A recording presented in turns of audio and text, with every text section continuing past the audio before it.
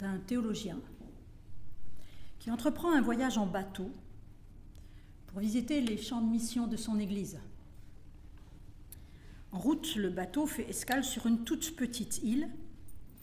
Ce théologien va se promener sur la plage et il arrive près de 3 pêcheurs qui réparent leur filet. Très intéressé par ce qu'ils sont en train de faire, il engage la conversation. Et quand les pêcheurs apprennent la profession du voyageur, ils sont très fiers de se déclarer eux-mêmes chrétiens. Le théologien leur demande alors comment on dit le Notre Père dans leur langue, et les pêcheurs répondent un petit peu perturbés qu'ils ne connaissent pas cette prière. La seule prière qu'ils connaissent est la suivante. Nous sommes 3, tu es 3, aie pitié de nous. Alors le théologien est épouvanté par le caractère primaire de cette prière et il passe toute la journée à leur apprendre le Notre Père. Et les pêcheurs sont de bonne volonté, de très bonne volonté, ils arrivent à mémoriser cette prière.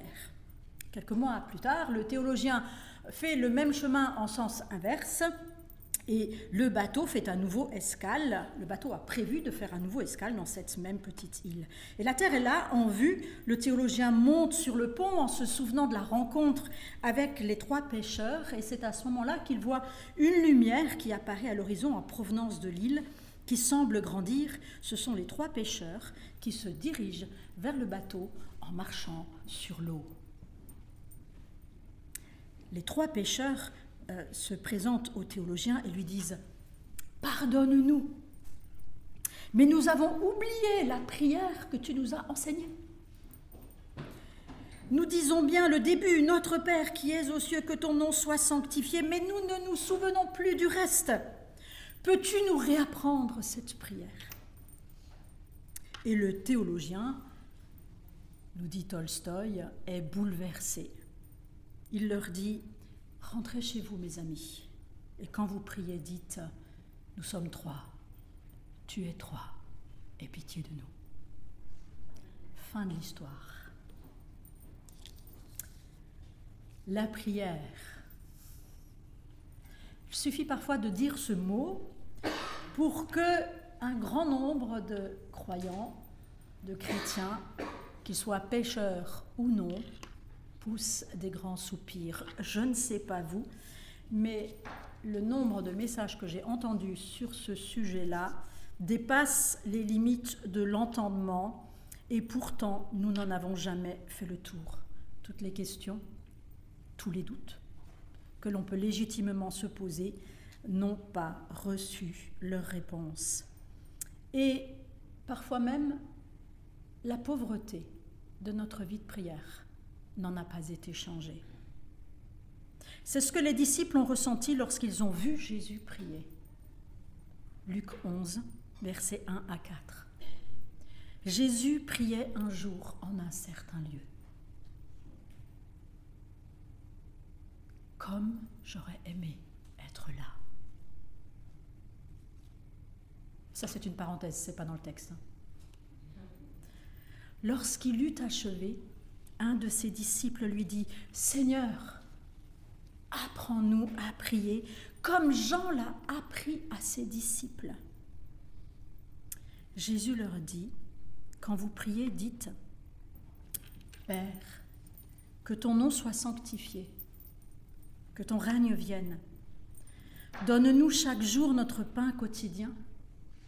Pardonne-nous notre péché, car nous aussi nous pardonnons à quiconque nous offense. Et ne nous laisse pas entrer en tentation. » L'idée de communiquer avec Dieu, de lui parler ouvertement et directement, comme on le fait avec un ami proche, est une des idées centrales, une des grandes vérités de l'Écriture. Et elle tranche avec les considérations magico-commerciales des religions du Proche-Orient ancien, où, vous le savez bien, les sacrifices existaient pour obtenir quelque chose de la part du Dieu vénéré. Le chrétien, lui, ne prie pas, premièrement, pour obtenir quelque chose. Il prie pour être en relation avec Dieu.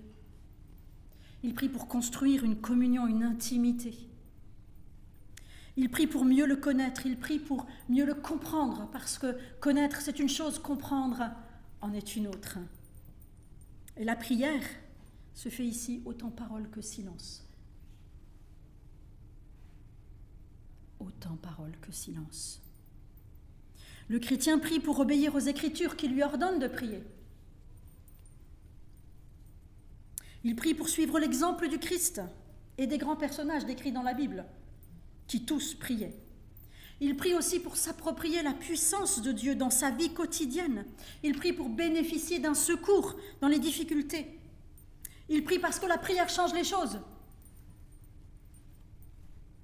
Il prie parce que la prière l'aide à comprendre le dessein de Dieu dans sa vie et à le réaliser. Il prie parce que les exaucements le remplissent de joie. Et il prie aussi parce que même lorsque les difficultés ne se dissipent pas, la prière lui permet de les voir sous un autre jour.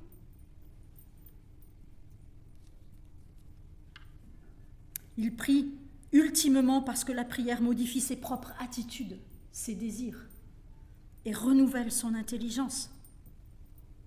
J'aurais pu, à chacune de ces raisons de prier, vous assommer de versets bibliques, tellement il y en a pour chacune de ces propositions. Nous avons d'innombrables raisons de nous lancer dans l'aventure de la prière, de ce langage qui existe entre Dieu et nous. Mais il n'y a qu'une porte d'entrée, une et une seule porte d'entrée, la reconnaissance et l'acceptation de notre incapacité première. Quand je vois Jésus prier, je me dis au fond, Seigneur, au fond, je ne sais pas ce qu'il convient de dire. Alors parce que Jésus est un rabbin, dans l'univers juif, l'un des enseignements des rabbins était d'enseigner à prier. Parce que Jésus était un rabbin, cette prière, enseigne-nous à prier, est très juste. Jean-Baptiste l'a fait. Mais personne, remarquez-le, n'a songé à préserver l'enseignement de Jean-Baptiste pour nous. Ça aurait été intéressant de voir la différence entre les deux. Mais non! La prière de Jésus est la seule dont nous avons besoin. Réalisez bien que les disciples étaient des hommes et des femmes de prière. Ils étaient nés dans une culture où la prière avait une place importante. Ils connaissaient les prières rituelles qui rythmaient la journée des croyants. Ils chantaient les psaumes. Mais ça ne les a pas empêchés de se sentir dépassés, incapables de suivre Jésus sur le terrain de la prière. Romains 8, 26, nous ne savons pas. Ça a été dit ce matin. Nous ne savons pas ce qu'il convient de demander dans nos prières. À la base, nous ne savons pas prier, pauvres publicains que nous sommes. Nos églises évangéliques pratiquent pour une très grande majorité, et quand la taille de la communauté le permet, la prière spontanée dans le culte. Paradoxalement, ces mêmes églises, je ne vais pas faire le test maintenant, mais paradoxalement, ces mêmes églises dont nous sommes ne disent que rarement le Notre Père. Je ne sais pas si ça s'est déjà fait par le passé dans cette église, de réciter ensemble le Notre Père. En tous les cas, c'est rare dans les églises évangéliques, comme par réaction à un usage qui a été considéré un petit peu comme magique dans la tradition catholique, où sa récitation se faisait d'une manière assez mécanique. Un grand nombre de croyants aujourd'hui butent sur cet énoncé. Essayez, dans votre tête, de réciter le Notre Père, et vous allez voir qu'à un moment donné ou à un autre, comme moi, vous allez buter. C'est quoi déjà la suite ? Quel dommage, parce que nous avons dans ce texte-là une leçon de prière, l'une des plus importantes qu'il nous soit donné d'apprendre. Richard Gelin, pasteur baptiste à la retraite, appelle cela comme ça, une leçon de prière. Il dit « Vouloir encourager la vie de prière tout en se privant du modèle proposé par Jésus semble une étrange pédagogie, parce que le Notre Père est pédagogique. Le réduire à une formule à réciter serait en opposition à l'esprit de l'Évangile, tout comme l'ignorer. Fin de citation. Alors, pour entrer dans cette leçon spirituelle, je voudrais décomposer le texte court de l'Évangile de Luc. Vous savez qu'il y a aussi une version dans l'Évangile de Matthieu qui est beaucoup plus élaborée. J'ai choisi le texte court de l'Évangile de Luc pour le découper en 3 temps complémentaires. Prier, c'est faire un focus sur la personne de Dieu, sa nature, son projet. Ensuite, prier, c'est faire un focus sur nos propres vies, nos besoins. Et troisièmement, prier, c'est faire un focus sur notre difficulté à entrer en relation avec Dieu lui-même à cause du péché et avec les autres à cause du péché également. C'est ces 3 focus que Jésus veut nous apprendre à développer, à construire. Le texte de Matthieu, au chapitre 6, reproduit exactement la même structure.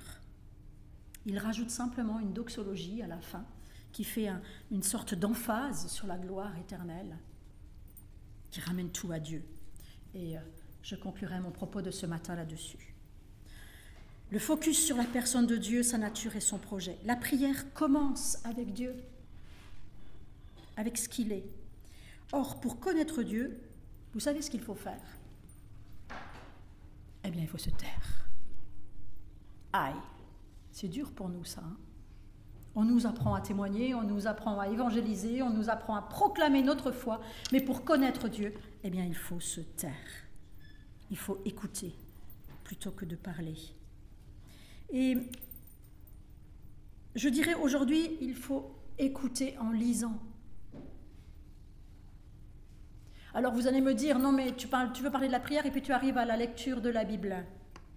La prière chrétienne ne se comprend pas sans la méditation des Écritures qui nous révèlent Dieu. Si notre prière est pauvre, réfléchissons à la manière dont nous méditons. Parce que c'est la parole de Dieu qui est première dans nos relations, dans nos vies de prière. Nos paroles humaines ne sont que des réponses à la parole, avec un grand P, de Dieu. Si je suis desséchée spirituellement, si ma vie de prière me paraît stérile, c'est la première question que je me pose.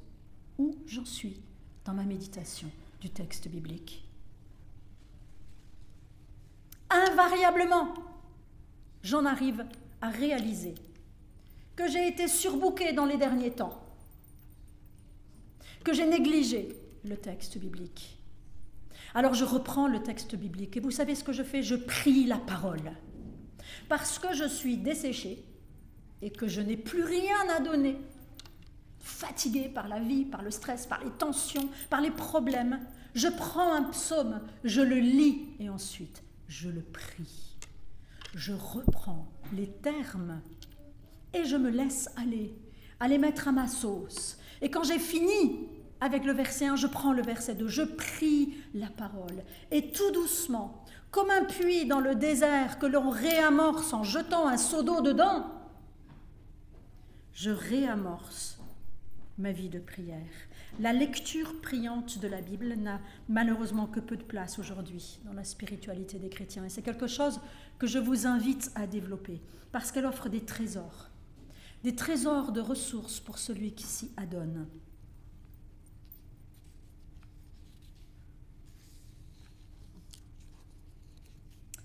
Grâce au parcours de prière que nous allons commencer sous peu, vous pourrez expérimenter ce genre de choses. C'est la lecture de la parole également qui défait, qui déconstruit tous nos présupposés faux sur Dieu et qui nous permet d'entrer véritablement en contact avec qui il est. Parce que chacun de nous, lorsqu'il s'approche de Dieu, a des présupposés.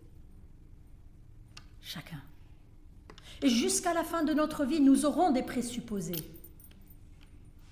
Chaque expérience de vie nous amène à des conclusions qui sont toutes plus ou moins approximatives. Oui, nous connaissons l'œuvre du Christ sur la croix, mais Dieu est tellement plus grand que ce que Christ nous a révélé. Cela n'amoindrit pas l'œuvre du Christ. Le Christ ne nous a révélé qu'une partie de Dieu. Que forcément, comme le dit l'apôtre Paul en 1 Corinthiens 13, nous ne connaissons que partiellement. Et pourtant, nous avons besoin de ce face-à-face avec les Écritures pour connaître Dieu et pour prier. Le deuxième focus, c'est le focus sur nos propres vies, nos besoins. J'aime voir que c'est la partie la plus courte de notre Père, aussi bien chez Luc que chez Matthieu. La partie la plus courte, alors que pour nous, c'est souvent la partie la plus large.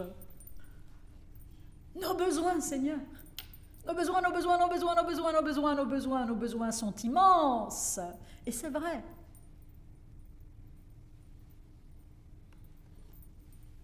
Nos vies humaines sont pétries de besoins, certains légitimes comme le pain d'aujourd'hui, d'autres moins.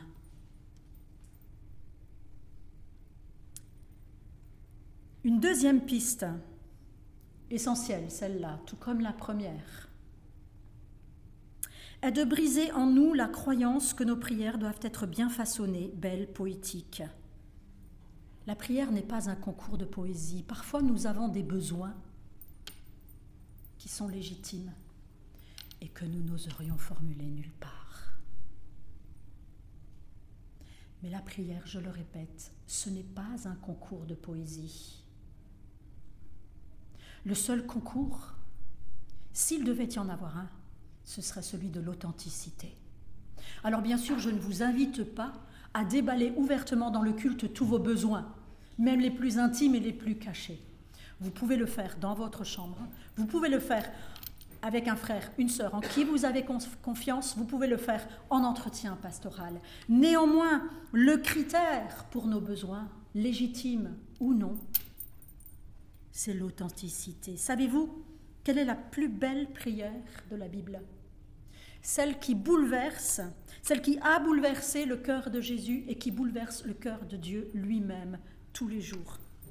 C'est celle du Père qui amène un fils possédé. Il l'apporte aux disciples dans l'espoir qu'ils soient guéris.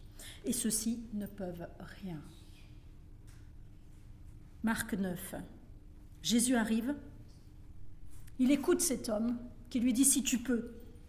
Et Jésus reprend les paroles de cet homme, il lui dit « si tu peux, tout est possible à celui qui croit ». Aussitôt cet homme s'écria « je crois Seigneur, viens au secours de mon incrédulité ». J'ai besoin de foi, même quand je prie. J'ai besoin d'authenticité quand je suis à l'église, au moment où on prie tous ensemble. J'ai besoin de vérité, j'ai besoin de force, j'ai besoin de joie. Je suis victorieuse, Seigneur, je suis victorieux, Seigneur, mais j'ai besoin de ta victoire.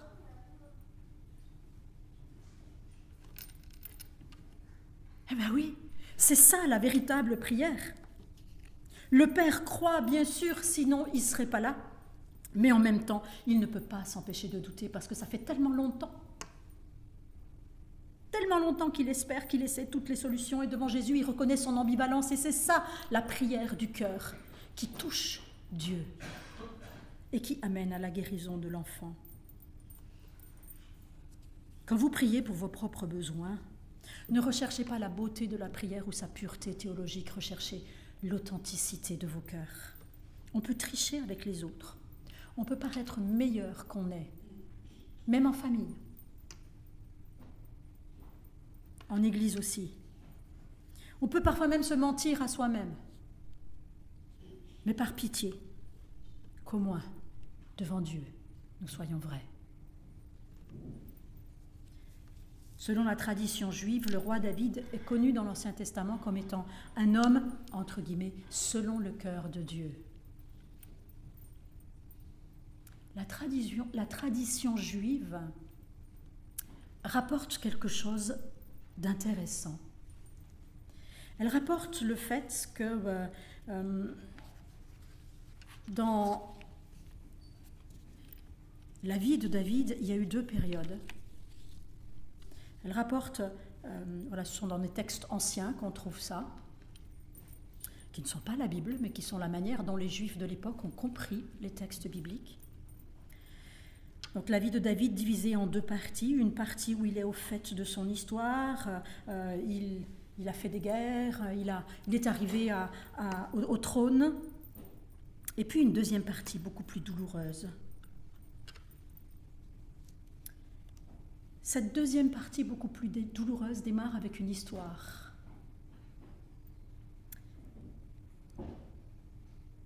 Il a obtenu la couronne royale, le pays est en paix, il a une capitale, David se fait construire un palais, il est vainqueur.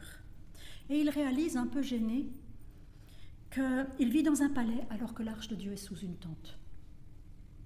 Et il se propose de construire un temple, une maison pour Dieu. Il informe le prophète Nathan, qui dit « c'est génial ». Mais dans la nuit, Dieu parle au prophète Nathan et lui dit « non ». Ce n'est pas David qui construira le temple, c'est un guerrier qui a trop de sang sur les mains. Et ce refus, la tradition juive explique ce basculement d'une première période victorieuse dans la vie de David à une deuxième période beaucoup plus douloureuse. La tradition juive explique que ce refus est difficile à vivre pour David, qu'il est inconsolable, qu'il s'était vu en architecte de sainteté. Et là, il prend conscience qu'il restera comme un chef de guerre, un allié de la mort. Et, d'après la tradition juive, c'est cet épisode qui explique sa chute. Pour la première fois, après que Dieu ait parlé, David reste à Jérusalem, alors que la Bible dit que tout Israël est envoyé pour porter la destruction chez les Ammonites.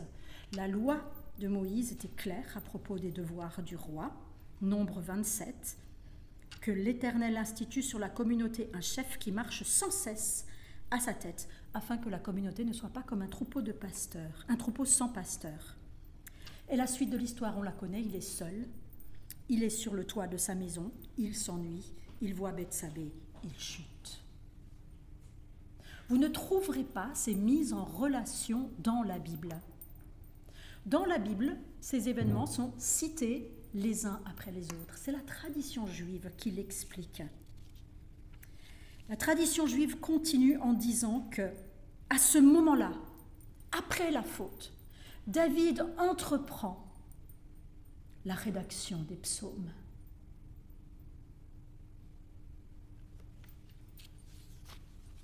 La lecture que les rabbins ont faite de la vie de David fait coïncider sa chute avec les débuts de sa véritable période de créativité poétique. Il rassemble les psaumes, il les remanie selon toute probabilité. On voit des traces de ce remaniement dans le texte. C'est la composition quotidienne et acharnée des psaumes qui, d'après les rabbins, a permis à David de se relever. Pourquoi ? Parce qu'il a étalé ses besoins devant Dieu. Je répands devant toi mon âme, sans cesse, avec ses hauts et avec ses bas. Et c'est pourquoi aujourd'hui, comme je l'ai dit tout à l'heure, quand ma vie est desséchée, je reprends ces psaumes, je m'en nourris et je peux repartir. Le troisième focus que Jésus veut nous voir réaliser dans nos vies de prière, c'est notre difficulté à entrer en relation avec Dieu lui-même par notre péché et notre difficulté à entrer en relation avec les autres, que ce soit par notre péché ou par leur péché. Ce dernier point n'est que la conjonction des 2 premiers. Si je comprends qui est Dieu, en méditant sa parole, en la priant, si je comprends quel est son projet pour le monde et quelle est sa volonté quant à ma place dans ce projet, si je suis rendu capable par la prière à ouvrir devant Dieu mes zones d'ombre et mes zones de lumière, de la même manière, de vivre avec la même authenticité mes victoires et mes échecs, alors je n'aurai pas de réel problème à confesser mes péchés. Le « va » que le Christ nous demande de mettre en œuvre dans les évangiles Vous savez, ces deux va complémentaires. Si tu sais que ton frère a quelque chose contre toi, va, ou bien l'autre va. Si tu as quelque chose contre ton frère, va.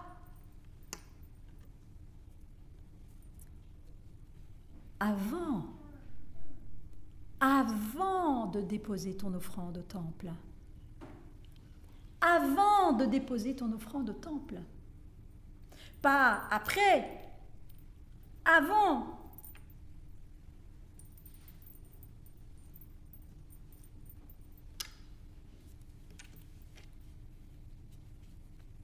Combien nous avons de choses à apprendre, combien ce chemin peut nous sembler long, difficile, tortueux. Mes frères et sœurs, même ça, cela peut devenir prière. Seigneur, c'est trop compliqué de prier. La prière, c'est un langage que nous avons à apprendre. Comme tout langage, on bégaye au début.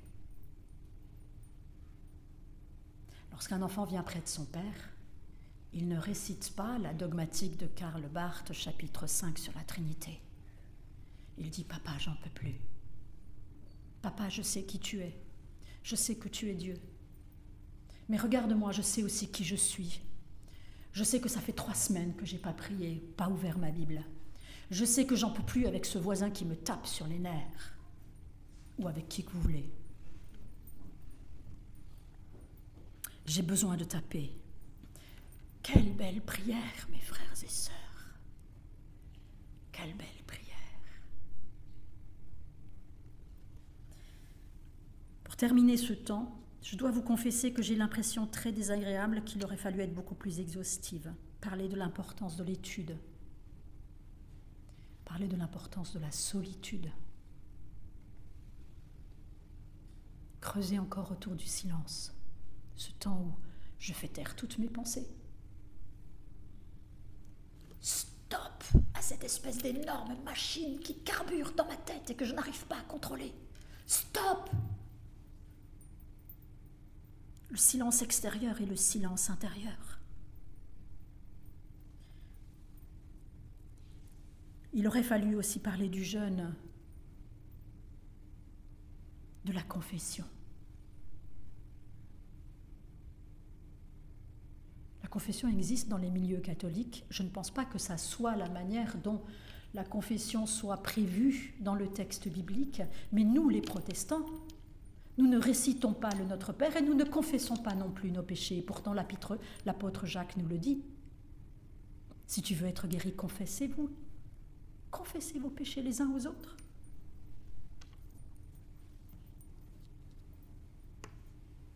Il aurait fallu aussi parler de la contemplation.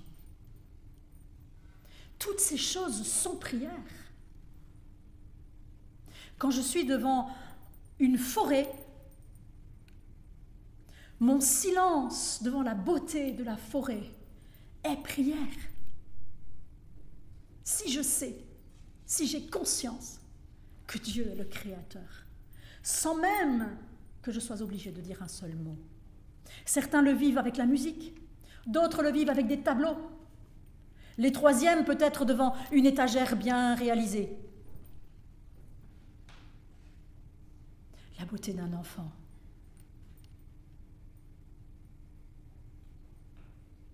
Tout cela est prière, qui nourrit le moment d'échange verbal. Pour terminer ce temps, j'espère également ne pas avoir fait avec vous ce que le théologien de Tolstoï a fait aux 3 pêcheurs. Si jamais vous marchez sur l'eau, oubliez tout ce que je vous ai dit. Par contre, venez me dire comment vous priez.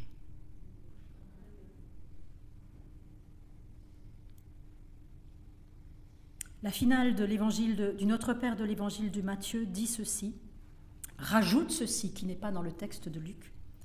Délivre-nous du mal, car c'est à toi qu'appartiennent le règne, la puissance et la gloire au siècle des siècles. Amen. C'est un cri puissant. Délivre-nous du mal. Littéralement, arrache-nous au malin, au mauvais. Arrache-nous du mal et du mauvais qui nous aveugle, qui nous empêche de te voir, toi, Dieu, tel que tu es, de te connaître, de t'aimer. Arrache-nous du mal et du mauvais qui tout à la fois fausse ma connaissance de moi-même, qui me fait tomber dans le jugement ou dans la critique, l'accusation des frères. Arrache-nous du mal et du mauvais qui nous environne si facilement, comme la poussière, qui nous insensibilise à la souffrance et aux besoins des autres. C'est un cri du cœur. Ce simple cri peut suffire, mes frères et sœurs, si vous ne savez plus comment prier, si vous avez prié pendant des mois, des années, des décennies pour quelque chose. C'est peut-être la seule prière. Arrache-moi du malin, du mauvais. C'est un cri qui est adressé à celui qui règne, à celui qui est puissant, à celui qui est glorieux hier, aujourd'hui et demain. C'est un cri de prière et c'est en même temps une proclamation. Et c'est pour cela que c'est puissant et que ça va toucher le cœur de Dieu. Je vous propose de garder simplement en mémoire ce cri du Père. Nous prions parce que nous croyons. Mais viens au secours de notre incrédulité. Et surtout, Seigneur, surtout, apprends-nous à aller un cran plus loin aujourd'hui. Je vous invite à vous lever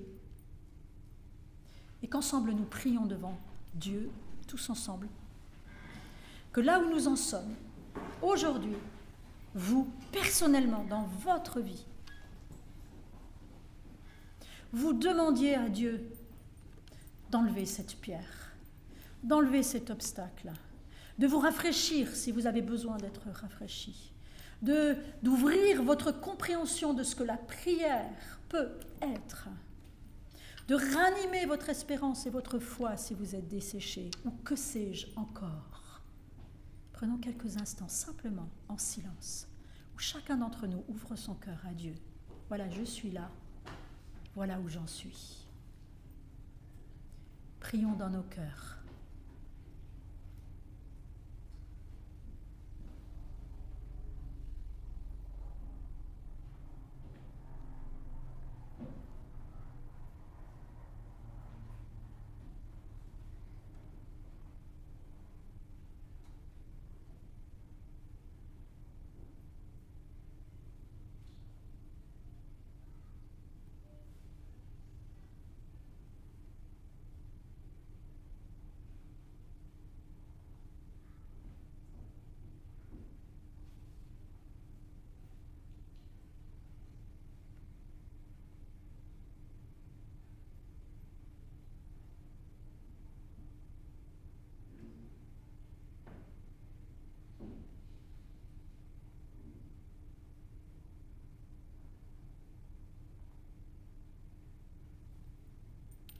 Seigneur, tu as voulu faire de nous un peuple uni par la parole et la prière.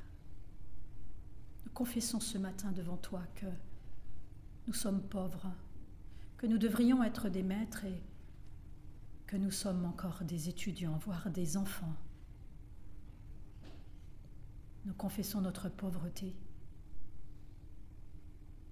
Nous confessons que nous sommes attirés par tout un tas d'autres choses que de nous asseoir à tes pieds, comme l'a fait Marie.